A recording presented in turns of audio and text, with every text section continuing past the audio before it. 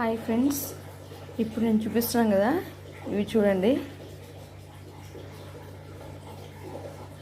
చూస్తున్నారా? అసలు ఇవి ఏంటో మీరు ఎవరైనా ఎప్పుడైనా చూసింటే గెస్ట్ చేసి చెప్పండి. చాలామంది చూసింటారు, కానీ కరెక్ట్గా ఎంతమంది గెస్ట్ చేస్తారో చూద్దాం. బాగా చూడండి, బాగా చూస్తున్నాను.